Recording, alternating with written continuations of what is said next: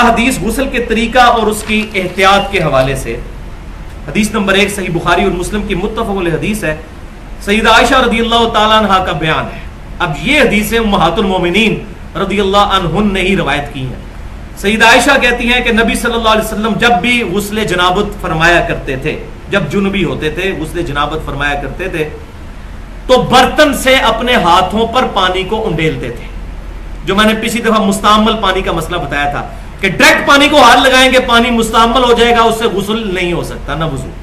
پہلے ہاتھوں پر پانی انڈیلنا ہے، مگا ڈال کر یا کسی طریقے. یہ آج کے دور کا مسئلہ نہیں ہے، آج تو ٹوٹی ہے، اب الحمدللہ یہ مسئلہ نہیں رہا. لیکن اگر ٹب یا بالٹی سے نہائیں گے تو پہلے اپنے ہاتھ دھونے ضروری ہیں، جن کو آپ نے بیچ میں داخل کرنا ہے.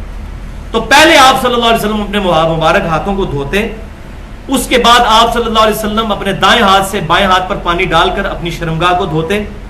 اس کے بعد آپ صلی اللہ علیہ وسلم نماز کا سا وضو فرماتے، اور پھر آپ صلی اللہ علیہ وسلم اپنی مبارک انگلیاں اپنے بالوں میں داخل کر کے 3 بار خلال کر کے اپنے سر پر پانی ڈال کے پورے جسم مبارک کو دھو لیا کرتے. یہ سیدہ عائشہ نے روایت کیا ہے غسل کا طریقہ صحیح بخاری اور صحیح مسلم میں.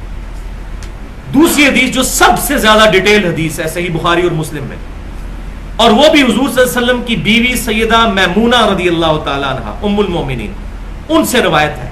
وہ کہتی ہے کہ میں نے نبی صلی اللہ علیہ وسلم کو خود غسل کروایا اپنے سامنے چادر میں پردہ کر کے. سامنے چادر کا پردہ میں نے لا کر برتن رکھا اور میں نے آپ صلی اللہ علیہ وسلم کے غسل کو آبزرو کیا. یعنی وہ ڈائریکٹلی اتنا نہیں، مطلب چادر کے پردے میں ہی اندازہ ہو جائے.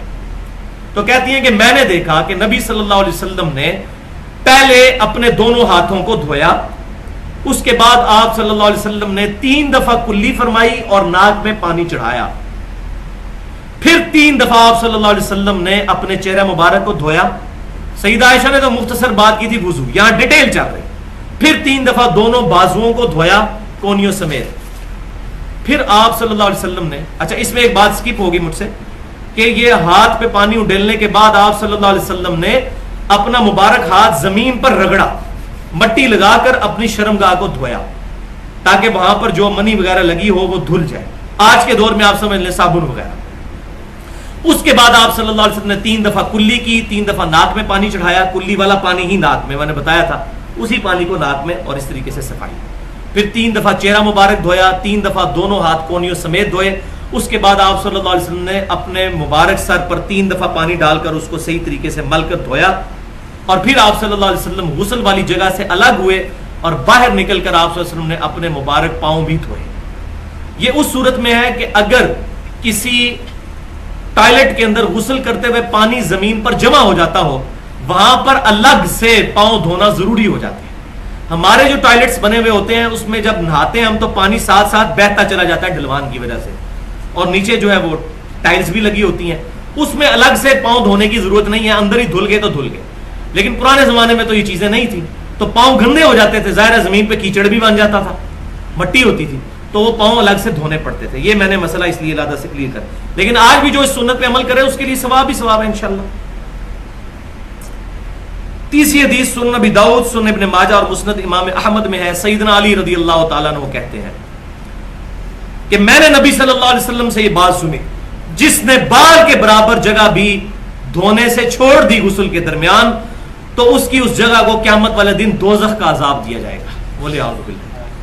پھر آپ فرماتے ہیں 3 دفعہ آپ نے فرمایا سیدنا علی نے، میں نے اپنے سر کے ساتھ دشمنی کی، میں نے اپنے سر کے ساتھ دشمنی کی، میں نے اپنے سر کے ساتھ دشمنی کی اور اپنے سر کے بال منڈوا دیے اس ڈر سے کہ کہیں میرے سر کے بال خشک نہ رہ جائیں. یعنی اتنی احتیاط. آج کل وہ مسئلہ نہیں، شاور میں پانی کی وجہ سے، بہتات کی وجہ سے خشک نہیں رہے گا، لیکن اس زمانے میں پانی کی بھی قلت ہوا کرتی تھی. لیکن یہ سیدنا علی کی آپ احتیاط دیکھیں. ہم دین کے مسئلوں کو کتنا کیجول لیتے ہیں اور وہ کتنا اس کو کانشیس طریقے سے لیا کرتے تھے، کتنا اس کو سیریس لیا کرتے تھے. تو اس سے یہ بات بھی پتہ چلی کہ یہ جو ہمارے تبلیغی جماعت کے بھائی ہیں، جن کو ہمارے وہ بریلوی بھائی کہہ دیتے ہیں یہ خارجی ہیں، یہ سر منڈاتے ہیں، تو سر منڈانے سے خالی کوئی خارجی نہیں ہو جائے گا جب تک خارجیوں والے عقیدے نہ ہو. ہمیں اس سے جو اختلاف ہے وہ اپنی جگہ کہ انہوں نے قرآن پاک کو چھوڑ کر ایک مولوی کی لکھی ہوئی کتاب کو اپنے نصاب کا حصہ بنا لیا ہے، وہ الگ. لیکن اس بنیاد پہ کسی کے سر منڈانے کو ہم یہ نہیں کہہ سکتے یہ خارجی ہو گیا سر منڈانے والا، سیدنا علی جو ہے جن کی وجہ سے خوارج پیدا ہوئے وہ سر مڈایا کرتے تھے. تو سر مڈانا جو ہے یہ صحابہ کرام سے ثابت ہے. لیکن بہتر یہی ہے کہ سر پہ بال رکھے جائیں جیسے نبی صلی اللہ علیہ وسلم کے بال مبارک تھے, کبھی آدھے کانوں تک. اور یہ مسئلہ نمبر 32 جو ہے وہ کریٹیکل ترین گفتگو ہے 50 منٹ کی, مسلمان مردوں اور عورتوں کے بالوں کے احکام. اہل سنت پاک.com پہ میں نے ڈیٹیل کے ساتھ بیان کیا. چوتھی حدیث صحیح مسلم میں ام سلمہ رضی اللہ تعالیٰ عنہ کہتی ہیں ام المومنین کہ میں نے نبی صلی اللہ علیہ وسلم سے ریکویسٹ کی کہ یا رسول اللہ صلی اللہ علیہ وسلم میرے سر کے بال بہت زیادہ ہیں اور میں ان کو جو ہے وہ گوند کے رکھتی ہوں, تو میں جب غسل جنابت کیا کروں تو کیا اپنے سر کے سارے بال کھولا کروں غسل کرنے کے لیے؟ تو آپ صلی اللہ علیہ وسلم نے فرمایا نہیں, تمہیں سر پر 3 دفعہ پانی ڈال لینا کافی ہے, بالوں کے کھولنے کی ضرورت نہیں. تو عورتوں کو غسل جنابت کے لیے سر کے بال کھولنے کی ضرورت نہیں. بلکہ اگلی حدیث صحیح مسلم میں بھی, یہ بھی صحیح مسلم کی, اس سے اگلی بھی صحیح مسلم میں سیدہ عائشہ کو کسی نے بتایا کہ ابن عمر رضی اللہ تعالیٰ عنہما لوگوں کو, عورتوں کو یہ حکم دیتے ہیں کہ وہ اپنے بالوں کا جوڑا اور یہ پراندہ وغیرہ اور یہ گت وغیرہ کھول کے تو بال دھویا کریں. تو سیدہ عائشہ کو بڑا غصہ ہے, انہوں نے کہا ابن عمر ان کو یہ کیوں نہیں کہہ دیتے کہ یہ اپنے سر کے بال ہی منڈا لیں عورتیں؟ ان کو نہیں یہ بات پتا کہ میں نے نبی صلی اللہ علیہ وسلم سے جب یہ بات پوچھی تھی کیا میں اپنے سر کے بال کھول کر جو ہے وہ غسل کیا کروں, جنابت کا اتارا کروں؟ تو آپ صلی اللہ علیہ وسلم نے فرمایا غسل جنابت کے لیے عورتوں کو بال کھولنے کی ضرورت نہیں, 3 دفعہ پانی ڈال لینا کافی ہے. لیکن لیکن لیکن ایک بات یاد رکھیں, یہ صرف جنابت کا غسل ہے. اگر حیض کا غسل ہے یا نفاس کا اس کے لیے مسئلہ الگ ہے, وہ سیدہ عائشہ سے ہی روایت ہے جامعہ ترمذی میں اور سنن ابن ماجہ کے اندر, نہیں سوری صرف سنن ابن ماجہ میں ہے. سیدہ عائشہ کہتی ہیں کہ میں حائضہ تھی تو نبی صلی اللہ علیہ وسلم نے مجھے حکم دیا کہ میں سر کے بال کھول کر نہاؤں. تو جنابت کا جو غسل ہے میاں بیوی کی صحبت کی وجہ سے یا احتلام کی وجہ سے, اس سے تو عورتیں بال کھولیں گی, عورتوں کے لیے, مرد کو تو بال کھول کے ہمیشہ نہانا ہوگا. لیکن اس کے لیے جنابت کے لیے بال نہیں کھولیں گی, لیکن جنابت کے علاوہ جو حیض اور نفاس کا غسل ہے اس کے لیے سر کے بال کھول کر وہ غسل کریں گی. یہ ضروری اوبلیگیشن ہے.